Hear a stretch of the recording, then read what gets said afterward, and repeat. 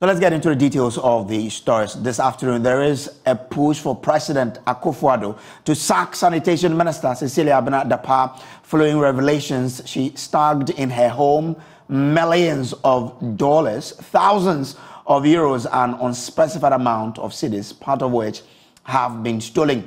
Now, 5 persons have since been arrested and slapped with charges bordering on stealing and dishonestly receiving funds. We'll take you to Parliament shortly, where NDC MPs have been speaking to Joy News about their desire to have the minister sacked and prosecuted. Right now, though, Legal Affairs correspondent Joseph Akabley joins me with more. So we will be getting into that story by getting Akabley on the line. But we have Kweku Asante, who is joining us live from Parliament. Kweku, you've been in Parliament the whole day. How have the MPs been reacting to this development? Well, so as expected, this has become such a big issue in the House. In fact, if you go around the coffee shop and you have your ears on the ground, you'd see a lot of MPs, ministers, chit-chatting about the development. There are few MPs who are willing to go on the record. In fact, when it comes to majority MPs, they don't want to speak to this at all because this is their former colleague in Parliament and this is someone who is a very popular person within their party, a current minister. But those NDC MPs who have gone on the record with me say that where did Cecilia Dapaah get that amount of money from, and why is she keeping these amounts of money in her bedroom and not at the bank? They seem to suggest that by virtue of these amounts being in the house and not in the bank, and purports that this money may not have been gotten properly.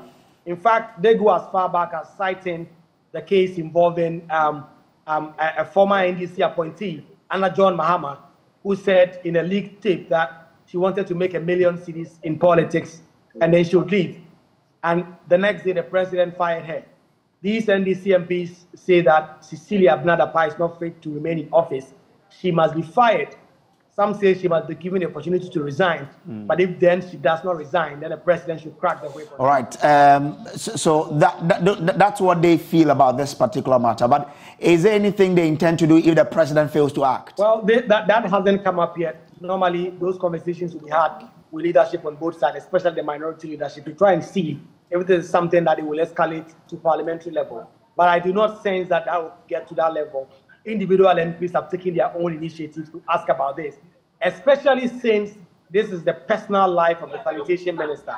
This is the minister, and this is not in any way related to her duties, official duties, as a Minister of State or as a former Member of Parliament. And so that is the concern. And so these NDC MPs demand that the president must dismiss her to show that he is really serious about the fight against corruption, and that keeping Madam Cecilia Dapaah in office sends the wrong signal that a minister can amass that amount of wealth, put it in the bedroom, and it be stolen. We put a question, for instance, about whether or not they are not concerned that this amount of money may be from some private endeavors of the Sanitation Minister. She may be a business person. Her husband may also be a business person. So how could they have come to the conclusion that this may be because of the husband? They do not want to listen to any of that. They say that this amount of money may have been ill-gotten through corruption, and she must step aside or be sacked. If that instead is ready, we can listen to these 3 NDC MPs who have been speaking about this and their desire to have Sanitation Minister Dapaah sacked by President Akufo-Addo. She should be sacked. You think if it was under NDC, that woman will still be in office as we talk? No. It's not be a matter of Madam Cecilia Dapaah resigning. Madam Cecilia Dapaah should be sacked. Simple. Why? Where did she get that money? It's not just even Ghana cedis. Where did she get that money? And accordingly, the cedis is in millions. We are not able to tell how many millions or how much cedis that they took from the house. Millions of cedis, euros, pounds, whatever. The woman should be sacked. We should find out how did she get the money, and before we do those things, she should be sacked. This morning I read the news, and I think it's unfortunate because I am not much concerned about how she got the money, but with this position, I think she should have deemed it right that such an amount should not be kept at home. Because we are even calling on ordinary people to put their monies at the banks just to also help boost the economy. So if you can hold over $1 million in your house, I think it's a bit questionable. And this, I think, to me, she should do the honorable thing. Will definitely demand that the minister clears the way. And that will simply mean that she should do the ultimate thing by resigning. Otherwise, the president must compel her to resign. Very interesting thoughts there from Parliament. Joseph Akable, who is our legal affairs correspondent, joins us via Zoom now. Grateful to you. First, who are these 5 individuals, and are all of them in court because of stealing from the minister? No, I mean, for some of them, so first, there are 2 house helps of the minister, that is 18-year-old Patience Botwe, and so she has been charged with stealing.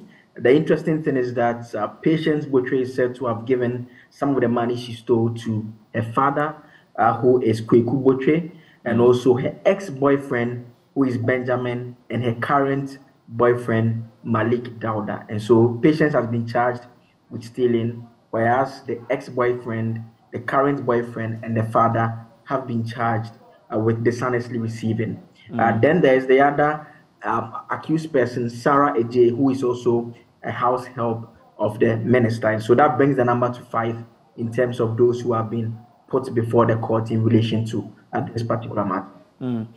Do we have a sense of how exactly these huge amounts were stolen? So they were stolen from her bedroom, which she shares with her husband. In June this year, the minister discovered that some items and money had been stolen. So she reported it to the police.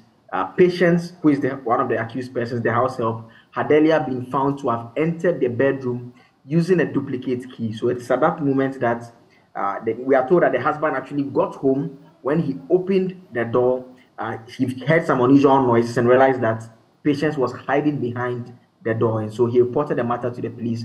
Then they undertook the check and realized that some monies had been stolen. So she was arrested and granted police inquiry bail because we are told she's a mother who was breastfeeding a child. And so the police granted her bail. At that point, she went into hiding. And together with her boyfriend, we are told she rented a 3-bedroom apartment at Mali at a cost of more than 100,000 cedis, as well as a store at a cost of 120,000 cedis. The police, when they arrested her the second time, managed to retrieve $40,000. And we are told that 72,000 cedis were also retrieved from her. She's also alleged to have bought a house at a cost of $70,000 at Amrahia and furnished it with brand new refrigerator, television sets, as well as other home appliances. Patience also said to have bought a Hyundai Elantra for her boyfriend, and she also gave her ex-boyfriend an amount of 1 million cedis and her father 50,000 cedis as well. And so that is how come the father and the boyfriend have been charged with dishonestly receiving. Very interesting details there. Now, tell us about the other items that were seen in the house or part of this particular case. So in terms of the other items that were stolen beyond the cash that we've talked about, the dollars and the cedis that we've already spoken about, clothes valued at 95,000 cedis belonging to the minister was stolen. Also, jewelry valued at $95,000 stolen from the residence as well. Then kente cloth worth 90,000 cedis also stolen. Then 6 sets of men's suits. We are told that was valued at $3,000, which are properties of the minister's husband, were also stolen. Interesting. Grateful to you, Joseph Akable, for these details. So these are the details of this particular case. Later, we'll be speaking to an anti-corruption campaigner on this. But before that, let's bring you other angles to this particular story. We've already taken you to Parliament for you to understand what the members of Parliament are making of this particular development, calling for the minister to either resign on her own accord or the president to act by sacking her.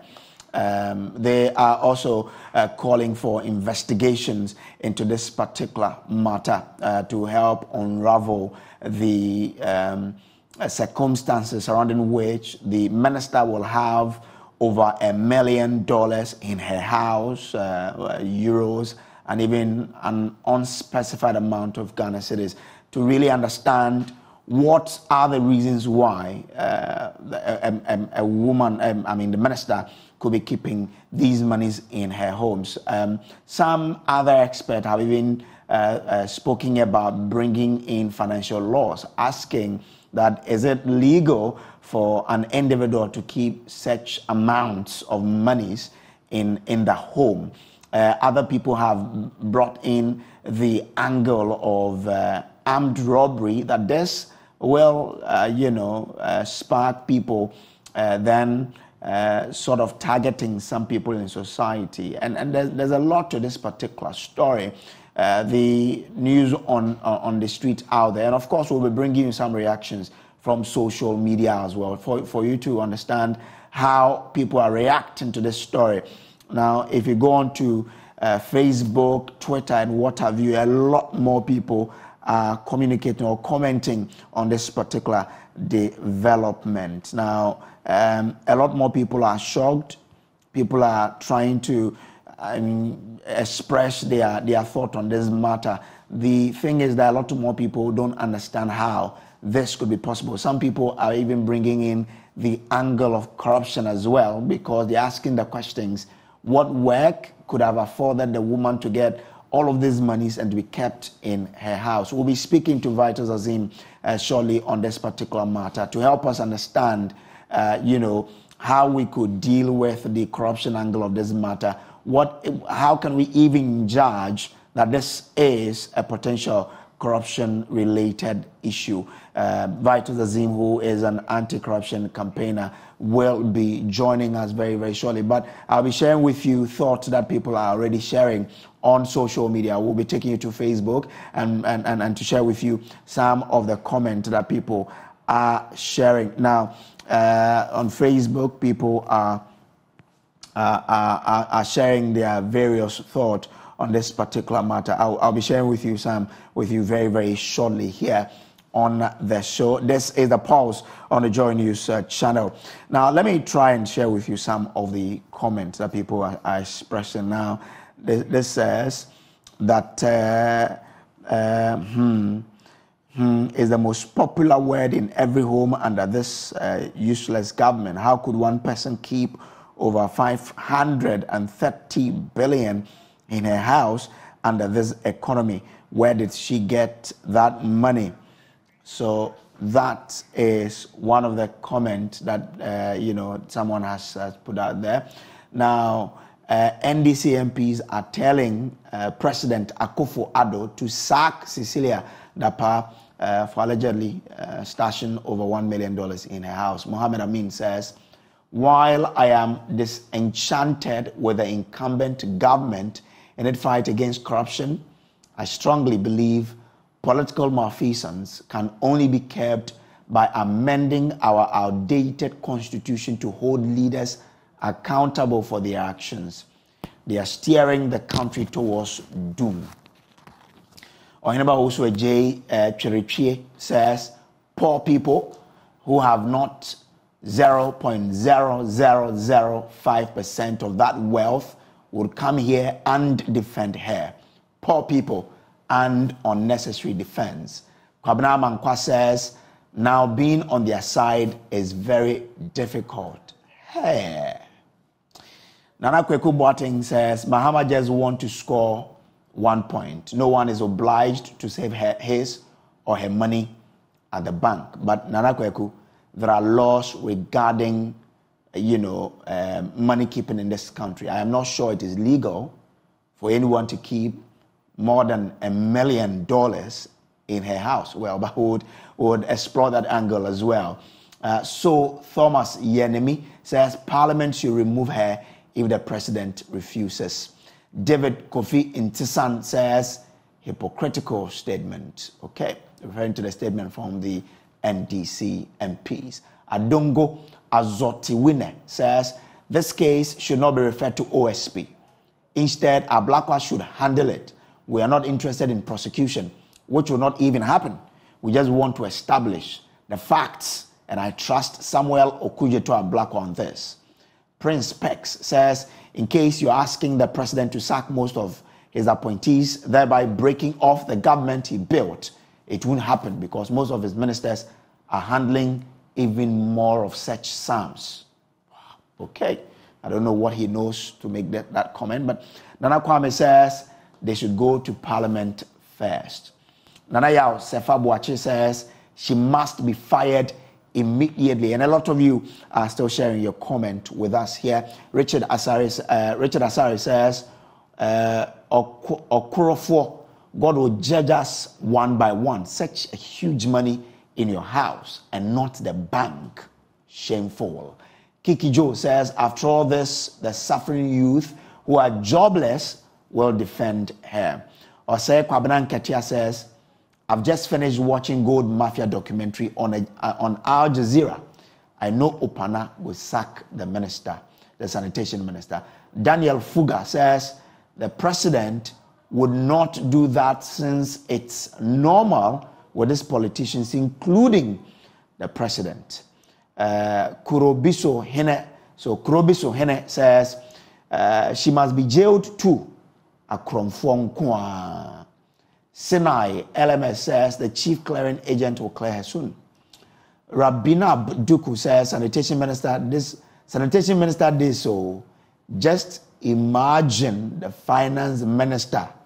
Hey, I'm a Ghana. Greatness MC says exactly where she got such amount from. That's a question that Greatness MC is asking. Sani Ibn Fadal says for Ghana to work again, it should be handed over to the Europeans to govern us. These politicians will steal our money and send their children abroad and leave Ghanaians to suffer. Tay Shu Elisha says corruption has fought Akufo-Addo down long ago. Kojo Cristiano Tokpa says no wonder they sit in high places and say Ghanaians are only complaining. So Ghana isn't hard. And a lot more of you are still joining us with your comment here.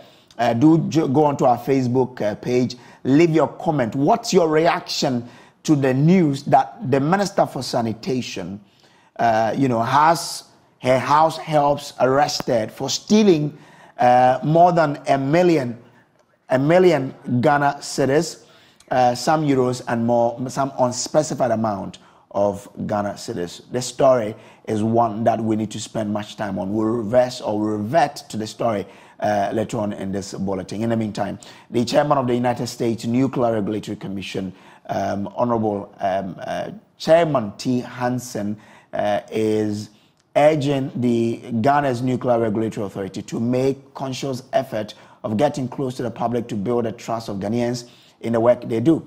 Using the example of his commission in the state, Chairman Hansen explained that people tend to believe those they can interact with on a daily basis.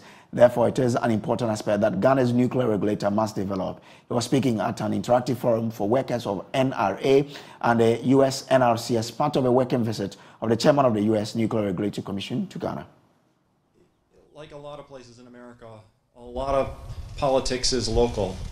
And so people trust the people that they can see and interact with on a daily basis. And so we have regional offices at the NRC, and we have at every nuclear power plant, we have 2 inspectors who are on site all the time. And those inspectors interact with the public, they interact with interest groups, they go to public meetings around these things. And also we have inspectors that come out from our regional offices in Chicago and Philadelphia, Atlanta, and Dallas, who also visit these facilities and also participate in public meetings. We do almost everything we do in the full view of the public, with maybe 2 exceptions. One is for maybe very special business technology specific information or security related information. Otherwise, everything is broadcast on the web. As many of the technical folks in the room know, we publish everything on the web. We had a young woman who asked us about New Reg 155. That's as well as all of our licensing basis documents and other things are available on the internet so that people can see those. We frequently will have a public comment period on a particular issue. We frequently extend those public comment periods to provide more opportunity for people to participate in our processes. He also urged the Ghanaian counterparts to develop a pre-licensing engagement as an effective regulatory mechanism. For new applicants, a lot of pre-application engagement is important too. So they're giving us technical information even before they apply, so that we can start to look at some of that and say, oh, when you apply, we're gonna need more information here, or and so forth. And those engagements are very important to our licensing process. And then once they get a licensee, they're responsible for reporting to us and sharing technical information with us, whether it's event notifications, so if a reactor tripped, for example, how quickly they need to do that. But it can also just be routine, also inspection and other kinds of information too. So